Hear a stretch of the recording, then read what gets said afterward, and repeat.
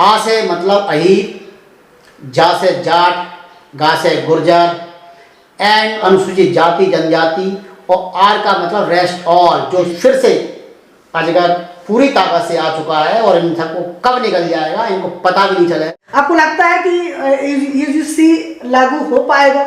अनिल मिश्रा या कोई से मिश्रा, कोई से मनुवादी कहीं के भी बने रहे, किसी भी पार्टी के, कि अजगर अब बहुत बड़ा हो गया है और अजगर आ चुका है। अभी इन्हें अजगर की शक्ति का पता नहीं है। ये आपको लगता है कि मायावती जी को अब घर बैठ जाना चाहिए और चंद्रशेखर आजाद को आगे करना चाहिए? यदि बहुजन समाज की बात करें, बहुजन समाज के अधिकारों की बात करें तो जनता ने बैठा दिया, बहुजन समाज ने उनको रिजेक्ट कर दिया एक तरीके से हैं, तो चंद्रशेखर चाहें तो डिप्टी सीएम भी हो सकते हैं, ऐसा भविष्य मुझे लग रहा है उनका। आपकी जन अदालत राजा भैया पाल। अदालत न्यूज से मैं हूं राजा भैया पाल और आज आपकी जन अदालत न्यूज के पॉडकास्ट में फिर एक बड़ी शख्सियत हमारे साथ जुड़ेंगे, प्रोफेसर चिमन लाल हिंडोलिया जी। बहुत बहुत स्वागत है हिंडोलिया जी हमारे चैनल पर। नमस्कार जी। तरीके से यूजीसी का जो विरोध कहीं ना कहीं हो रहा है, लोगों का ऐसा मानना है कि यदि यूजीसी लागू होती है तो कहीं ना कहीं जो समन वर्ग के लोग हैं उनके बच्चों के साथ अपराध बढ़ जाएंगे, उन पर झूठे केस लगेंगे। क्या कहें, कुछ कहेंगे यूजीसी को लेकर? यूजीसी ने जो रूल्स बनाए हैं, गाइडलाइंस बनाई हैं इक्विटी के लिए, जो यूनिवर्सिटी और कॉलेजेस में एससी एसटी ओबीसी और महिलाओं पर जो अत्याचार होते हैं, जातिगत हो या रेशियल हो, उसके लिए बिल्कुल सही नियम बनाए हैं, बिल्कुल लागू हो जाना चाहिए। और जिस तरीके से जनरल कास्ट के जो स्टूडेंट्स या दूसरे लोग उसका विरोध कर रहे हैं, वो कहीं से कहीं ठीक नहीं कर रहे हैं। अभी पिछले 2-3 दिन पहले ही लखनऊ में मोहन भागवत जी ने, जो आरएसएस चीफ हैं, उन्होंने कहा है कि यूजीसी के नियम सबके भले के लिए हैं और सबको मानना चाहिए। तो उनको ये बात समझ में आने लगी और दूसरे लोगों को आने लगी है, इसलिए ये विरोध बंद होना चाहिए और कोर्ट में जो स्टे दिया गया है, सरकार उसके पक्ष में अच्छी दलीलें दें और उनको लागू करें। तो मोहन भागवत जी ने यूजीसी का समर्थन किया है। उन्होंने बिल्कुल कहा है कि यूजीसी में जो नियम बनाए हैं और वो जो गिर गए हैं उनको उठाने के लिए सही है और सबको इसका पालन करना चाहिए, ऐसा मैंने उनको सुना। बयानबाजी चल रही है कि यूजीसी हम लागू नहीं होने देंगे, या अनिल मिश्रा की बात करें या तमाम नेताओं की बात करें जो लगातार यूजीसी पर रोक लगाने के लिए प्रदर्शन कर रहे हैं और आंदोलन कर रहे हैं। आपको लगता है कि यूजीसी लागू हो पाएगा? यूजीसी को ये रोकने पे सफल हो पाएंगे?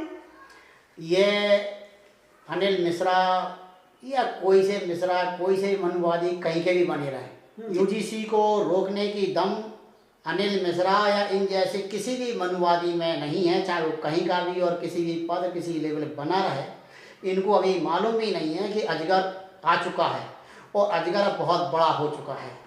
अभी इन्हें अजगर की शक्ति का पता नहीं है। ये अजगर कौन है? ये अजगर कहाँ से आया है? कौन है अजगर? अजगर से मतलब सीधा यह है कि अजगर 1990 के आसपास एक बात कही गई थी चौधरी देवीलाल जी से, जो उप प्रधानमंत्री बने थे देश से। आ से मतलब अहीर, जा से जाट, गा से गुर्जर एंड उन्होंने जोड़ा था राजपूत। लेकिन यहाँ पर ए का मतलब है, आ का मतलब अनुसूचित जाति जनजाति और आर का मतलब रेस्ट ऑल, जो सभी वे लोग जो बाबा साहब संविधान पर भरोसा रखते हैं और देश को संविधान के हिसाब से चलाना चाहते हैं। तो अब अजगर 90 के हिसाब से नहीं रहा, 1990 अजगर बहुत बड़ा हो गया है और अजगर में अब बहुत दम है, बड़े बड़े को निगल जाएगा, इनको पता भी नहीं चलेगा अजगर की शक्ति का। इसलिए यूजीसी लागू नहीं होगी, इस भ्रम में बिल्कुल कोई भी नहीं रहे, चाहे वो किसी पद पर बैठा हो, कहीं का भी हो, वो तो लागू होगी और इन्हीं को करना पड़ेगी। जी जी। तो क्या आपको लगता है कि मायावती जी को अब घर बैठ जाना चाहिए और चंद्रशेखर आजाद को आगे करना चाहिए? यदि बहुजन समाज की बात करें, बहुजन समाज के अधिकारों की बात करें तो अब मायावती के घर बैठने में बचा क्या है? जनता ने बैठा तो दिया, 4 बार की सीएम थी, उसके बाद सांसद नहीं बने, फिर एमएलए नहीं बने, आज राज्यसभा में भी आखिरी आदमी था वो भी नहीं है, और कैसे घर बैठते? जनता ने बैठा दिया, बहुजन समाज ने उनको रिजेक्ट कर दिया एक तरीके से। अब बहुजन समाज उन पर भरोसा नहीं रख रहा है, अगर रख रहा होता तो वो फील्ड में होती। तो घर में बैठ जाने का मतलब है घर में उनको बिठा दिया गया है। अब यूपी के अंदर जो चंद्रशेखर जो आंधी लाए हैं, और चंद्रशेखर इस वक्त सर्वमान्य नेता हो गए, बिल्कुल ठीक है। और चंद्रशेखर पे ही बहुजन समाज का उधर के लोगों का जो मुझे लगता है बड़े नेता हैं, और चंद्रशेखर पे जनता ने मतलब स्पेशली बहुजन समाज ने भरोसा जता दिया है। तो चंद्रशेखर तो अकेले जीते हैं, एक सीट उससे मिली है। क्या होता है, शुरुआत में ऐसे ही होता है। मान्यवर कांशीराम साहब भी जब पार्टी चला रहे थे ऐसा ही होता है, सभी के साथ ऐसा होता है। इसमें इसको नहीं आना चाहिए। अभी 2027 में मुझे लग रहा है कि अगर 2027 में चंद्रशेखर, अखिलेश यादव और कांग्रेस ये गठबंधन करते हैं तो चंद्रशेखर बहुत अच्छा परफॉर्मेंस करने की उम्मीद रखते हैं। मुझे ऐसा लग रहा है ये तीनों मिलकर सरकार बना लेंगे, और अगर ठीक रहा अखिलेश यादव सीएम बनते हैं तो चंद्रशेखर चाहें तो डिप्टी सीएम भी हो सकते हैं। ऐसा भविष्य मुझे लग रहा है उनका, बीएसपी का कोई भविष्य नहीं। आप देखा जाए तो आप प्रोफेसर भी हैं, तो ये आपने गणित कहाँ से लगाया कि चंद्रशेखर आज़ाद को यदि आगे किया जाए तो सरकार बन सकती है और Chandrashekhar Azad deputy CM UP में हो सकते हैं? इसलिए हो सकते हैं कि पिछले 5 साल से देख रहे हैं चंद्रशेखर ने पिछला इलेक्शन लड़ा तब बहुत अच्छा परफॉर्मेंस नहीं कर पाए। उनकी गठबंधन चंद्रशेखर अखिलेश जी से नहीं हो पाया, वो कोशिश कर रहे थे, हो जाता तो बेहतर परिणाम होता, नहीं हुआ। फिर जब वो अकेले लड़े और उतरे तो अकेले भी उस व्यक्ति ने अच्छा परफॉर्मेंस दिया है। परफॉर्मेंस को कोई नकार नहीं सकता, और यूँ मनगढ़ंत नहीं कहना चाहिए। उन्होंने नगीना सीट लोकसभा में अकेले पहुँचकर दिखाई और जनता ने उन्हें भरोसा जताया है। तो इससे बिल्कुल अनुमान लगाया सकता है। अभी कम से कम 1 साल तो हुई, अगले साल फरवरी मार्च में इलेक्शन होना है इन्हीं दिनों में। मुझे ऐसा लगता है कि जिस तरीके से अखिलेश यादव ने उनको पिछली बार गठबंधन नहीं किया और शायद कांग्रेस ने भी नहीं किया, लेकिन इस बार वो करते हैं तो परफॉर्मेंस अच्छा रहेगा।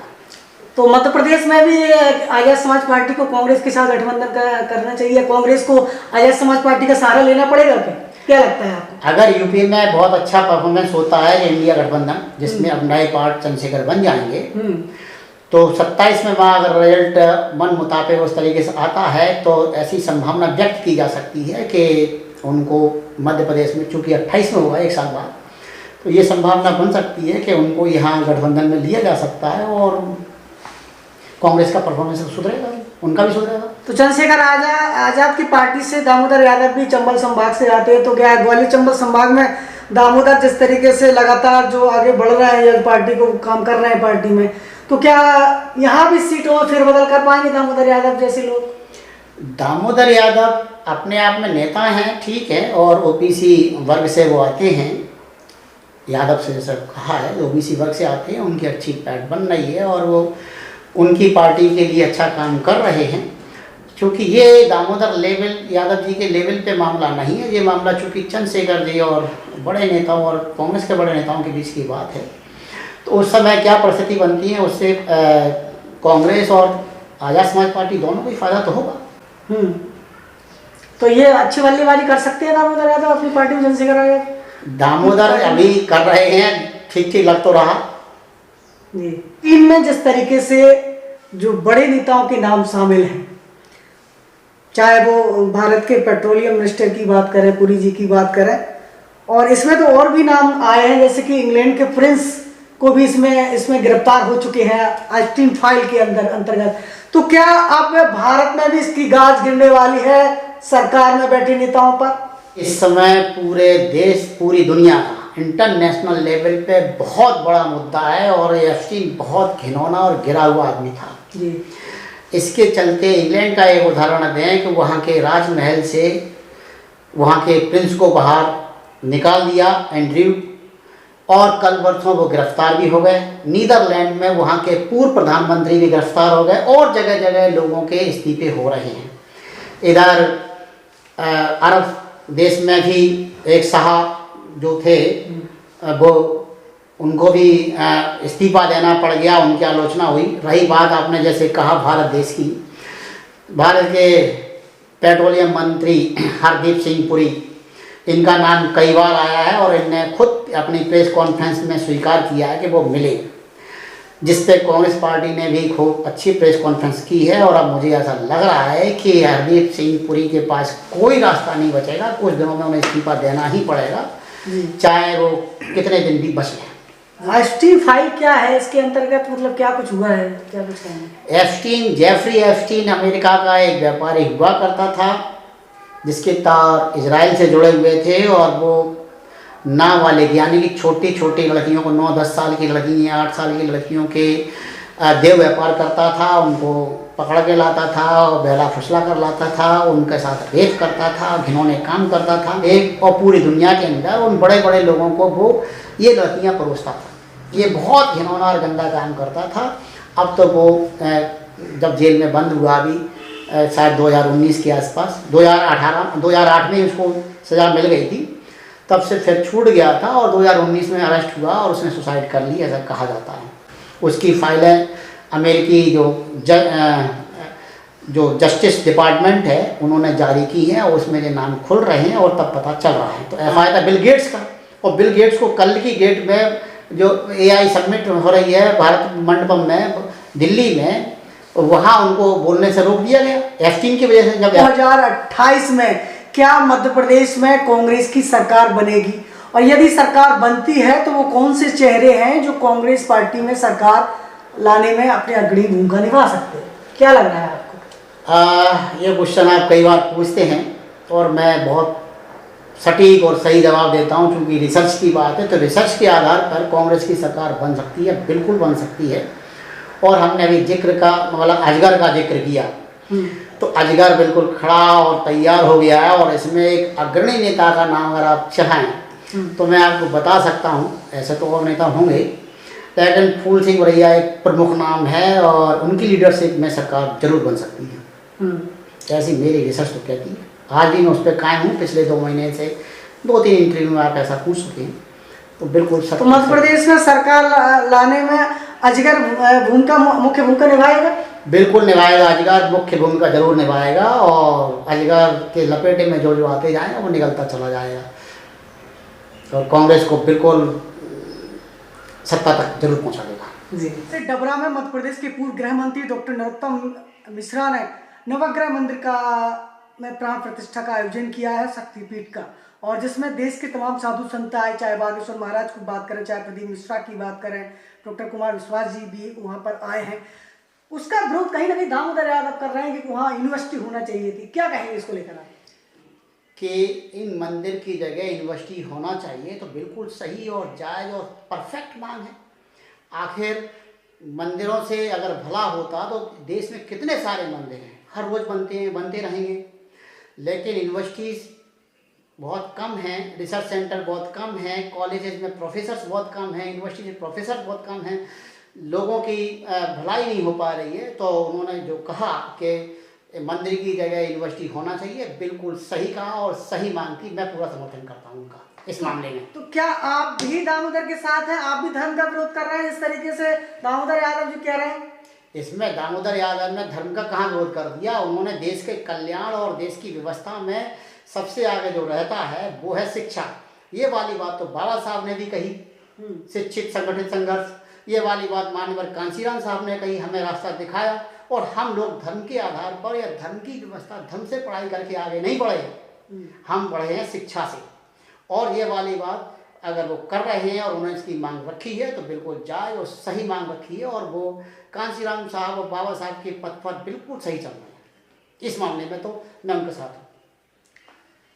कहीं ना कहीं देखा जाए तो इस समय मध्य प्रदेश में जो दामोदर लगातार आए दिन बयान जो दे रहे हैं, लोग उनके बयानों को विवादित बयान बता रहे हैं। कहीं ना कहीं जो आरोप वो लगातार लगाते हैं, उनने प्रेस वार्ता में ये भी प्रदीप मिश्रा पे ही आरोप लगा दिया कि प्रदीप मिश्रा ने अपनी कथा में कहा था कि शिव जी पर बेलपत्र चढ़ा दो तो एग्जाम में पास हो जाते हैं।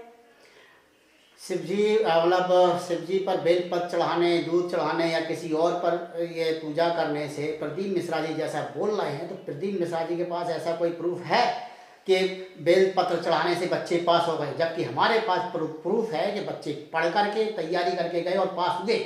हमने तो आज तक नहीं देखा कि शिव जी पर बेलपत्र चढ़ाने से पास हो गया हो। ये बेतुकी सलाह है, बच्चे इसको बिल्कुल ना माने, अच्छे से पढ़ाई करें और अपना पढ़ाई पर ध्यान दें।